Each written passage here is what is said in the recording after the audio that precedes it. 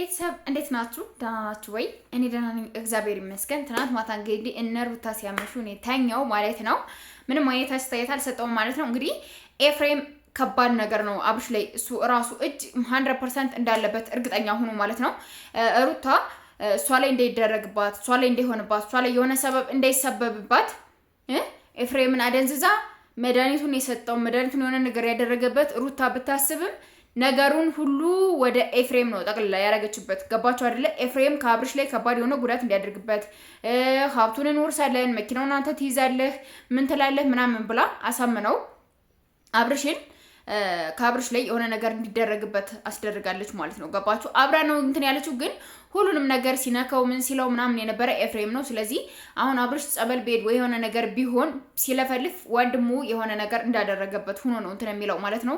ስለዚህ ሩታ ነፃ ወጣች፣ ሩታ የሆነ ነገር አላደረገች ምናምን ልትሉ ትችላላችሁ፣ ግን እሱ በወንድሙ እንዲያደርግበት ወንድሙ ከሱ ላይ የሆነ ነገር እንዲሰራበት መጀመሪያ ኤፍሬምን ወደ እሱ አስባ እሱ ጋር ኮሌት አድርጋ ብዙ ነገሮችን ከኤፍሬም ላይ ብዙ ነገሮችን ከአብርሽ ላይ እንዲያደርግ አድርጋ መጀመሪያ ኤፍሬምን አሳመነችው። ከዛም በኋላ ኤፍሬምን አብርሽ እንደዚህ ያደረገው ኤፍሬም ኩላ ነው አብሮ ኤፍሬም 100% እጁ አለበት።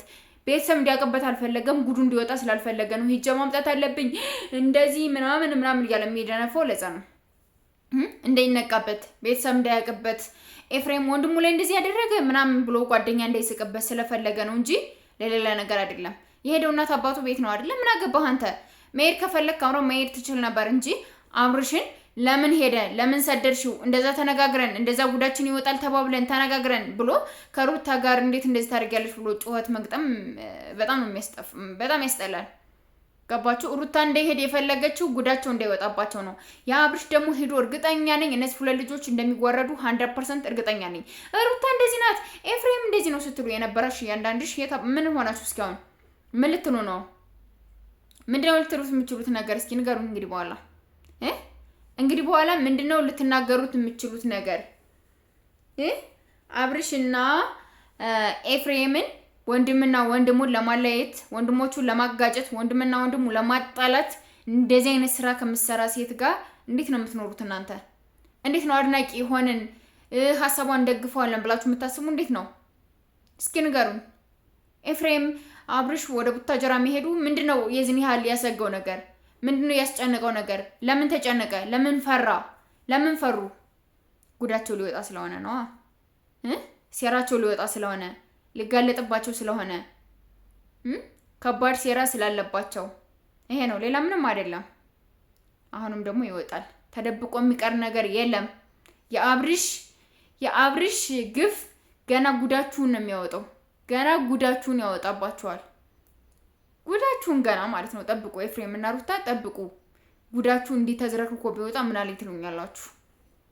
ማፈሪያ ናችሁ። በጣም ማፈሪያዎች፣ በጣም ማስጠያዎች። እኔ እንጃ እንደዚህ ያልጠበኳችሁ እንደዚህ ትሆናላችሁ ብዬ ማስቤ ማላቀም። እንደዚህ ትዋረዳላችሁ። ውርዴታችሁ አንድ ወር ባልሞላ ውስጥ አደባባይ ሊወጣባችሁ ነው። ውርዴታችሁ በአንድ ወር ባልሞላ ውስጥ አደባባይ ሊወጣባችሁ ነው። መኪናውን አንተንተን ትላለህ። እኔ እንደዚህ አድርጌ ብለሽ ልጁን ጉድ ሰራሽው። በወንድሙ ላይ እንዲጫወት አረግሽው። በወንድሙ ላይ እኔ እንጃ ምን ብዬ እንደምናገር እራሱ አላውቅም። ብዙ መለፍለፍ አልፈልግም። ለማንኛውም አሁን ቤተሰብ ብቻ አብርሽ ደህና ይሆንልን። የነዚህ ሁለት ጉዶች ይወጣል። ለማንኛውም ሰብስክራይብ አድርጉ። ባይ